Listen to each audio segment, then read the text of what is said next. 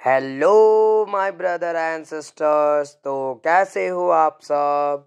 I hope आप सब बहुत अच्छे होंगे। आज मैं फिर से आप लोगों के लिए एक नए वीडियो लेकर हाजिर हूँ। आज मैं इस वीडियो में new religion chapter unit 7A के आगे बचे स्टोरी के एक्सप्लेनेशन को करवाऊँगा। और जिस तरीके से हम लोग फर्स्ट वीडियो में इसके एक्सप्लेनेशन को देखे थे, वैसा ही इस वीडियो में भी न्यू यहाँ पे रियल लाइफ एग्जाम्पल्स और इंटरेस्टिंग वे के साथ देखेंगे। तो आइए स्टार्ट करते हैं। यह प्रेक्षा के एक चोटी को खींच देती है। ठीक है, समझ में आ रहा है? यहाँ पे जो लास्ट लाइन लिखा हुआ है, Sneha gave Preksha's braid a sharp pull in revenge। बदले में जो है प्रेक्षा की चोटी वो खींचती है। आखिरकार लड़ाई में ऐसा मामूली बात है, लोग एक दूसरे का पहले बाल ही पकड़ते हैं। ठीक है, चाहे वो बॉयज हो या गर्ल्स हो, दोनों का वही कैटेगरी है। जब ज्यादा लड़ाई भयंकर हो जाता है तो डायरेक्ट बाल पकड़ने में दौड़ते हैं। समझ में आ रहा है? तो वो चीजें, तो यहाँ पे भी उसको गुस्सा आया और बदले में उसके चोटी को ही खींच ली। It was all right for Preksha to crack such jokes as she came to school by a car।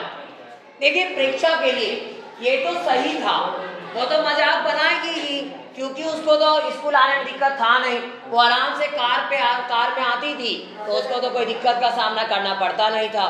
तो आखिरकार अभी के टाइम में हम लोग की क्या आदत है, हम लोग दूसरों का मजाक ही तो बनाते हैं, लेकिन ये रियल मायने में गलत है, क्योंकि हर एक की कंडीशन एक जैसी नहीं है। हर एक कोई एक लग्जरियस लाइफ जी सके वो पॉसिबल नहीं। अब यहाँ पे प्रेक्षा का क्या था, वो कार से आया करती थी, तो अब उसको क्या समझ में आएगा आखिरकार पैदल आना कितना परेशानी की बात है। कैसे वो बेचारी स्नेहा कैसे जाएगी स्कूल, कैसे क्या क्या प्रॉब्लम को वो उनको सामना करना पड़ेगा, वो सारी चीजों का भी देखेंगे हम लोग। She did not have to worry about time lost and fatigue caused by walking a long distance। उसको तो ना ही जो है वो उसको चिंता थी टाइम के लॉस होने का, क्योंकि कार से आते हैं तो टाइम का लॉस ऐसे भी नहीं होगा और जल्दी आएगी। और ना ही जो है थकने का था, क्योंकि पैदल तो चलना पड़ेगा नहीं, थकेगी भी नहीं, तो उसको क्या दिक्कत, वो तो मजाक बनाएगी ही उसका। Well, who had time for essays? Sneha said। और तभी स्नेहा कहती है, आखिरकार कौन है जिसके पास समय है ईसे के लिए।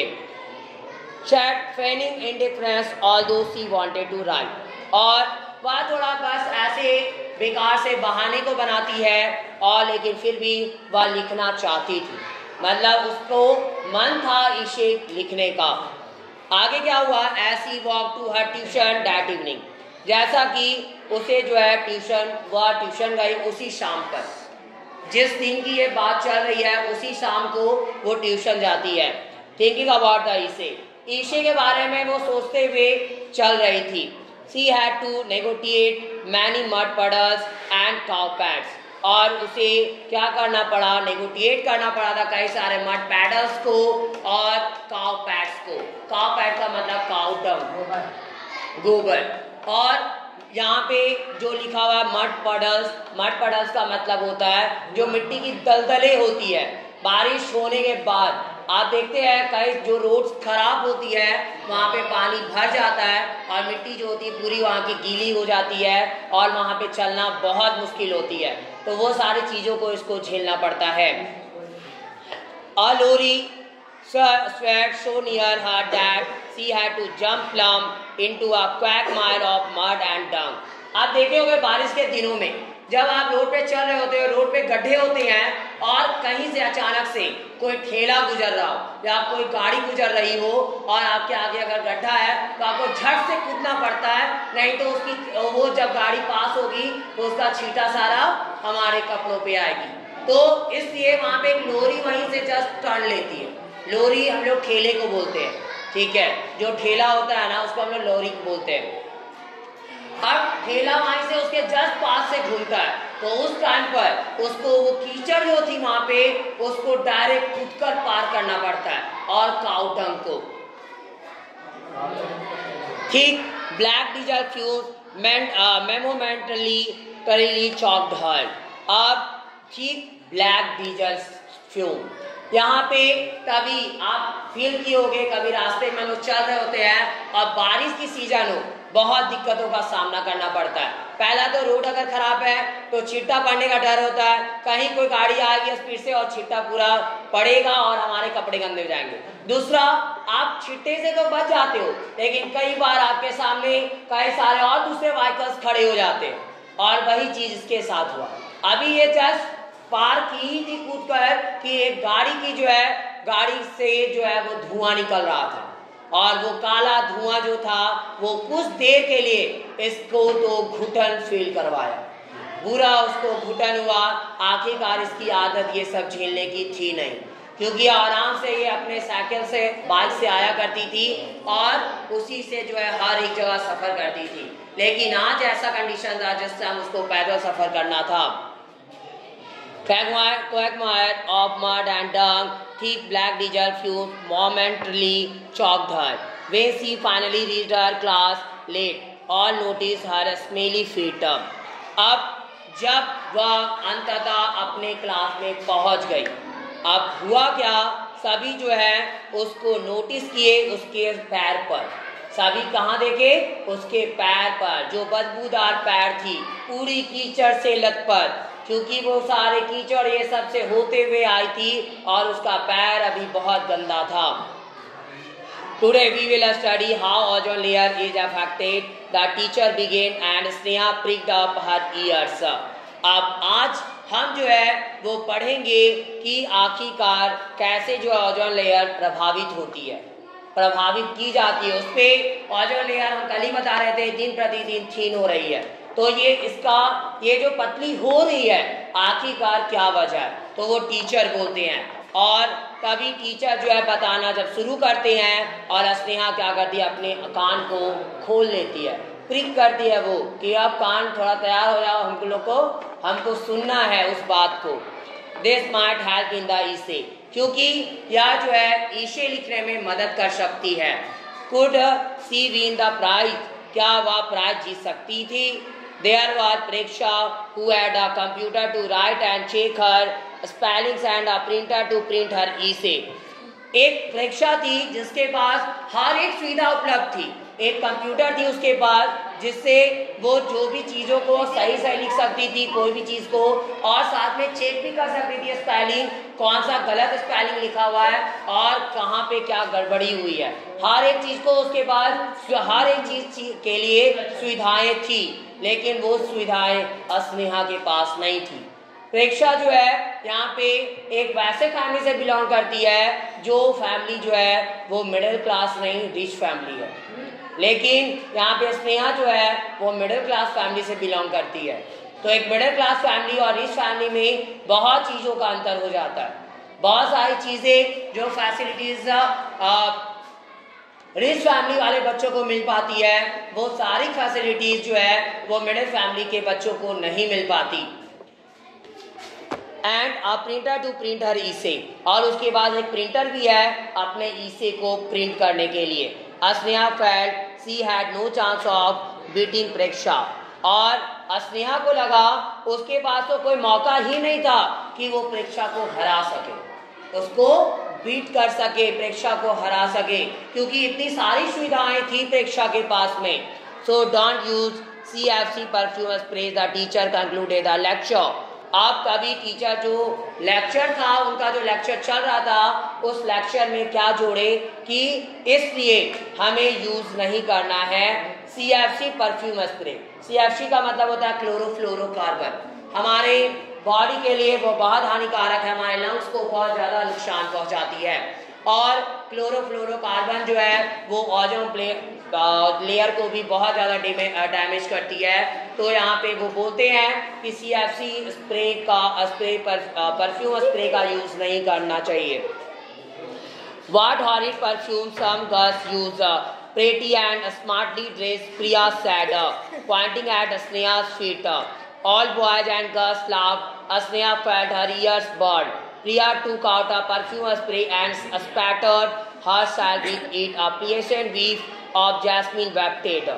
अब जो हॉरी परफ्यूम था, ये अलग सा परफ्यूम, यहाँ पे जो बदबू थी, some girls use, यहाँ सॉरी बदबू बोले, परफ्यूम जो कुछ लड़कियाँ यूज करती है, तो यहाँ पे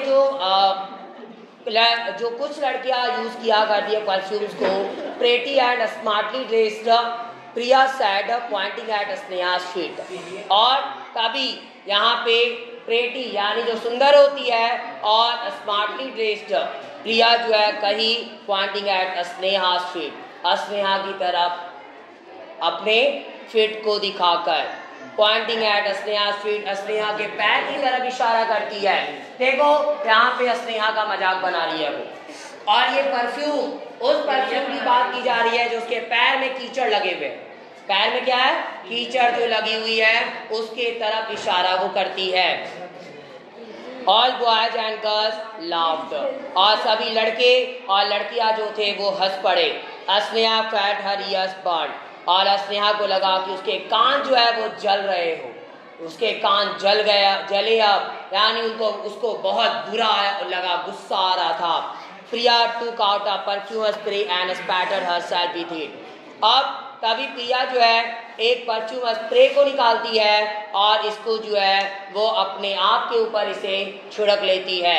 A pleasant whiff of jasmine wafted, और एक सुहावना वीव था, ये एक स्मेल थी जैस्मीन की जो उसके ऊपर चढ़ चुकी थी, यानी ये परफ्यूम किस चीज की थी, जैस्मीन का स्मेल निकलता था इससे।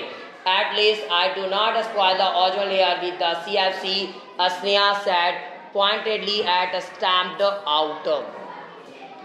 कम से यहाँ पे at least से कम I do not spoil the ozone layer, हमें ओजोन लेयर को नष्ट नहीं करना CFC के साथ, CFC से क्लोरोफ्लोरोकार्बन से। स्नेहा सेड, स्नेहा कही, pointedly and stamped out, pointedly वो पॉइंट करते हुए कहती है और स्टैम्प्ड आउट करती है। बैक होम स्नेहा आज हर डैड, और वह स्नेहा घर गई वापस और फिर अपने पिता से पूछी if he would buy her a new bicycle, क्या आप मेरे लिए एक नया बाइसाइकिल खरीद सकते हो। Not possible now dear he said, और तभी उसके पिताजी बोले नहीं प्रिय, अभी पॉसिबल ही नहीं है नए बाइसाइकिल को खरीदना, क्योंकि नए बाइसाइकिल का मतलब कम से कम आज के डेट में या उस टाइम जब की भी कहानी होगी, कम से कम 4 to 5,000 तो चाहिए, ठीक है। एक न्यू बाइसाइकिल को लेने के लिए कम से कम 4 to 5,000 चाहिए, और तुरंत अरेंज कर पाना उनके पापा के लिए वो समर्थ नहीं थे उतने। Sneha knew they were not so rich, Sneha जानती थी कि वे ज़्यादा अमीर नहीं हैं। But my bag will break if I carry my school bag dad, लेकिन मेरा बैग जो है यानी पीठ जो है वो टूट जाएगा अगर मैं जो स्कूल बैग को रोज पीठ पर लेकर जाऊंगी। We will buy you a second hand bike soon dad assured, और तभी पिताजी जो उसके आश्वासन दिए उसे, हम कोशिश करेंगे कि तुम्हारे लिए सेकेंड हैंड बाइक जल्द ले दो, नया तो नहीं लेकिन सेकेंड हैंड ले देंगे, उस टाइम में दिलवा देंगे तुम्हें किसी से। Late that night again after finishing her homework, और देर वहीं पे जस्ट रात पर अपने होमवर्क को फिनिश करने के बाद Sneha had just began jotting down some points of her essay when her grandma reminded her about evening prayers. तभी स्नेहा जो है वो शुरू की थी jotting down some points of her essay, अपने ईसे के कुछ पॉइंट को वो कलेक्ट करना, उसको देखना, और भी उसके प्रोसेस जो भी चीज़ें थी कैसे उस ईसे को ठीक ठाक करना है, वो सारी चीज़ों को स्टार्ट करती है। तभी उसकी दादी जो है वो आती है और बोली, और जब ग्रैंड माँ जो है वो आई और उसे रिमाइंडेड की, याद दिलाई अबाउट इवनिंग प्रेयर्स, शाम की प्रार्थना के लिए। आपको पता होगा शाम में हम लोग घरों पे दीप जलाते हैं, पूजा कर रहे होते हैं, तो वैसे ही शाम के समय की प्रार्थना के लिए उसे बोलती है, what about my essay Sneha pouted, अब स्नेहा जो है पाउट की कि व्हाट अबाउट माई ईसे, मेरे ईसे के बारे में है क्या। Grandma smiled and gently reminded her that they had to remember God at least once every day. Sneha reluctantly began prayers. तभी ग्रैंडमा मुस्कुराई, यानी वो स्नेहा थोड़ा बोलती हिचकती है कि आखिर का प्रेयर से क्या हो जाएगा, वो ईश्वर के बारे में तो कुछ है नहीं, वैसा कुछ है क्या प्रार्थना ईश्वर के बारे में। तो ग्रैंडमा तभी समझाई उसे, बोलती है, पहले तो मुस्कुराई, उसके बाद जेंटली रिमाइंडेड हर, और उसे रिमाइंड की that they had to remember God, यानी वे जो है वो भगवान को याद करना होता है at least once every day, प्रत्येक दिन कम से कम एक बार भगवान को याद करना ही होता है। स्नेहा रेलुकेंटली बिगिन प्रेयर्स, और स्नेहा जो है रेलुकेंटली वो प्रेयर करना शुरू करती, प्रार्थना स्टार्ट करती है। The next day, Preksha and Siddharth showed the rough drafts of their essays to their teacher, while Sneha had not even begun. अब अगले ही दिन प्रेक्षा और सिद्धार्थ जो थे वो अपने रफ ड्राफ्ट जो था, अभी इसे पूरा क्लियर नहीं था, एक रफ बनाकर कि हाँ हम ऐसा ऐसा चीज इसमें लिखने वाले हैं, वो रफ बनाकर लेकर आया और उसको जो है अपने टीचर को दिखाता है। While Sneha had not even begun, और जबकि स्नेहा अब तक तो कुछ शुरू ही नहीं की थी, अब तक वो कुछ भी स्टार्ट नहीं की थी कि इसे को क्या करना है, कैसे क्या करना है। Page पलटिएगा 82। You can read my essay after I have won the first prize, Preksha said in a teaching tone when Sneha asked to see it. तभी प्रेक्षा जो है बोलती है, यू कैन रीड माई, तुम मेरे ईसे को पढ़ सकती हो जब मैं फर्स्ट प्राइज जीत जाऊंगी। कब बोली? जब स्नेहा उसे बोली थी कि प्लीज एक बार अपना ईसे दिखाओ मुझे, ठीक है, वो दिखाने के लिए निवेदन करती है, लेकिन फिर तब उस टाइम प्रेक्षा बोलती है जब मैं फर्स्ट प्राइज ले आऊंगी ना तब मेरे ईसे को देखना, तुम उस टाइम देख सकती हो, अभी नहीं, और तुमको अभी देखने का कोई जरूरत नहीं है। आगे क्या हुआ? About a new bicycle yet she further asked, और वह आगे पूछी क्या एक नए साइकिल अब तक ले ली हो, नए साइकिल ले ली। Telling Preksha about her financial difficulty would have made her show false pity and sympathy. Better to try something that would silence her. I am not going to buy a new bicycle because I do not want to damage the environment. और तभी telling Preksha about her financial difficulty, और यह जो बात करते करते प्रेक्षा जो है उसके फाइनेंशियल डिफिकल्टी के बारे में बोलती है, would have made her show false pity, और जो कि उसे एकदम झूठा दयावान दिखाती है। बस फालतू का कई लोगों की आदत होती है, जो दया हुआ किसी के ऊपर है नहीं, लेकिन दिखावा करेंगे दया दिखाने का, ठीक है, समझ में आ रहा है? वही चीज यहाँ पे प्रेक्षा करना स्टार्ट कर देती है। एंड सिंपैथी, संवेदना प्रकट करती है उसके लिए। Better to try something that would silence her, और कोशिश करती है अच्छा कुछ चीजों को ताकि वह उसे चुप करवा दे। I am not going to buy a new bicycle because I do not want to damage the environment. और मैं कोई नया बाइसाइकिल खरीदने नहीं जा रही क्योंकि मैं इन्वायरमेंट को डैमेज नहीं करना चाहती। How can buying a new bike spoil the environment silly? Preksha asked. तभी प्रेक्षा पूछी, तुम जो हो एक नए बाइक को क्यों नहीं खरीद सकती, कैसे खरीद सकती हो? मूर्ख कहीं की, मतलब अब उसका मजाक बना रही है एक तरह से कि तुम तो मूर्ख हो, काहे खरीदोगी, तुमको तो कोई लेना देना है नहीं। और for metal will have to be dug spoiling top soil then refining और will give off CO2 Sneha said. और तभी वो जब बोलती है कि तुम तो मूर्ख हो, बेकार में खाली ऐसे नौटंकी कर रही हो, ठीक है, क्या पॉल्यूशन हो सकता है इससे साइकिल से आखिरकार, तो यहाँ पे बताती है वो। और फॉर मेटल, मेटल के लिए और होता, और का मतलब होता कच्चा लोहा, ठीक है, कच्चे चीजें जो होती है उसको हम लोग और के नाम से जानते हैं। तो आयरन और का मतलब है कच्चा लोहा। तो आयरन और जो होती है ना, तो मेटल के लिए सबसे पहले कच्चे सामान की जरूरत होती है।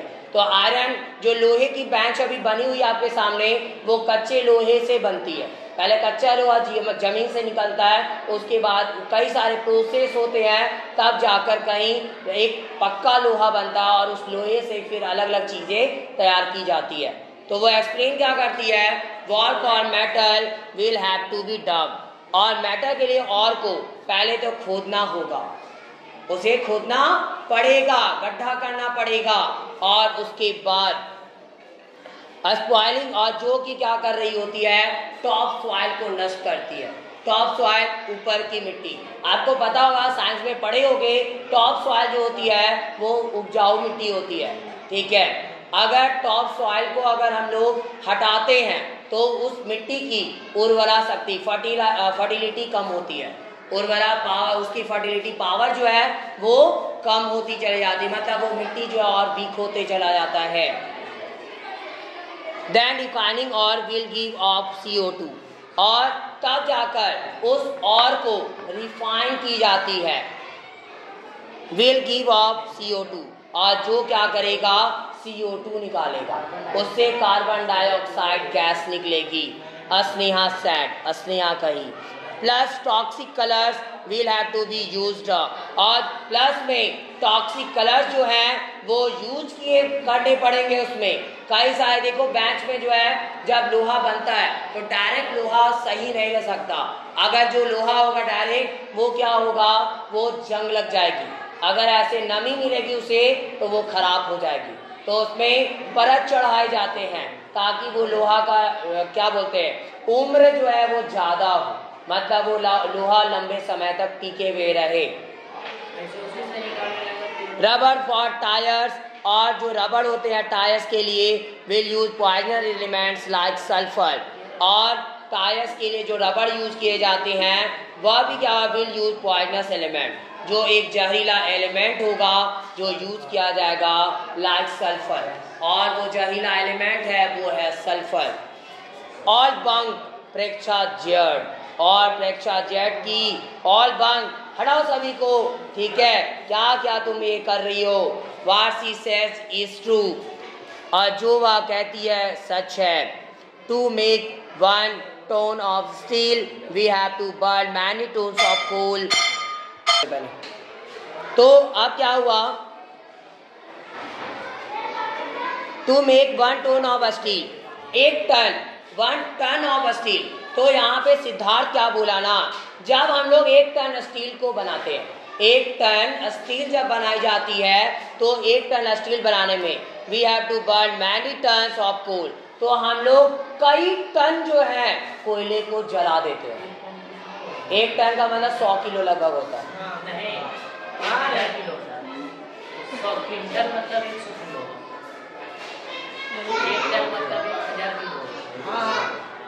हाँ, तो 1000 kg। तो यहाँ पे चलो ओके, तो यहाँ पे टन जो है वो टन जो है उतना, मतलब हजारों टन कोयले को जला दिया जाता है ताकि उस कच्चे लोहे को पकाया जा सके, ठीक है। आगे, और ये सिद्धार्थ कहा, where did you learn all this, Preksha आज कंसर्न। अब थोड़ा प्रेक्षा जो है चिंतित होकर पूछती है, आखिरकार तुम कहाँ से सीखी ये सब बातें, कहाँ से जानी हो ये सब चीज़ों के बारे में। While doing research on my essay on environment, Sneha said, तभी स्नेहा बोली, जब हम इसे के बारे में सर्च कर रहे थे ना, रिसर्च कर रहे थे, तब मुझे ये सारी चीज़ों के बारे में पता चला। Pleased that she had Preksha worried, और वह प्रसन्न थी, और जो कि यहाँ पे जो है वो क्या करती है, प्रेक्षा जो थी अब चिंतित, और वो चिंतित हो गई। अब उसको वो चिंता में पड़ जाती है कि ये तो मेरे से भी ज्यादा जानकार है, समझ में आया। इसलिए कभी कोई इंसान तब सही नहीं होता जब कभी भी सारी चीजें उसको उपलब्ध करा दी जाए।